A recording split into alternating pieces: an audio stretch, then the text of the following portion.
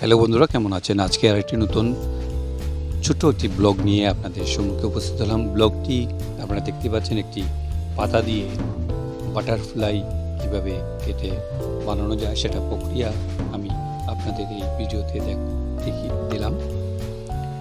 এখানে আমি জাম গাছের একটি পাতা নিয়েছি এবং পাতাকে এইভাবে ড্রয়িং করে সেই ড্রয়িং মতোই আমি ছোট কেচি দিয়ে কাটছি, আপনারা দেখতে পাচ্ছেন।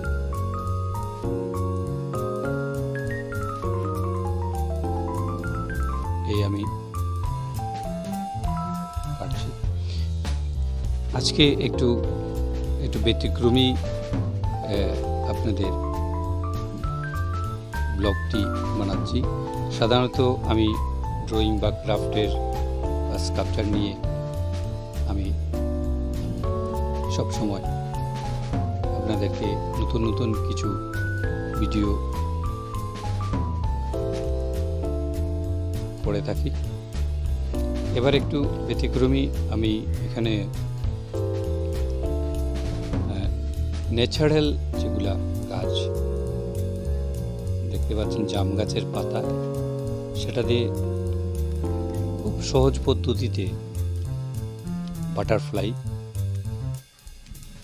বানানোর প্রক্রিয়াটি আপনাদেরকে দেখাচ্ছি।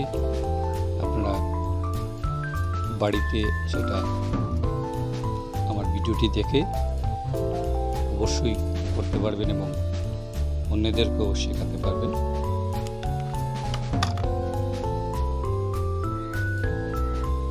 এখানে আমি পাতার যে পরে যে শিরাটা থাকে সেটা দিয়ে আমি এখানে প্রজাপতির মুখটা বানানোর একটু আদলটা দেওয়ার চেষ্টা করেছি। এই দেখুন, এবার আমি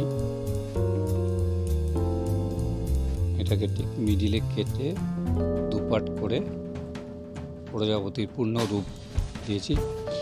ভিডিওটি দেখার জন্য অসংখ্য ধন্যবাদ। সবাই ভালো থাকবেন। আর কী ধরনের ভিডিও চাইছেন আমাকে অবশ্যই বলবেন, আমি ব্লগ বানানোর চেষ্টা করব। ভিডিওটি সবাইকে শেয়ার করবেন। গৌরশঙ্কর ক্রিয়েটিভ আর্টিস্ট ফলো করবেন, আর্টিস্ট গৌরশঙ্কর ফলো করবেন।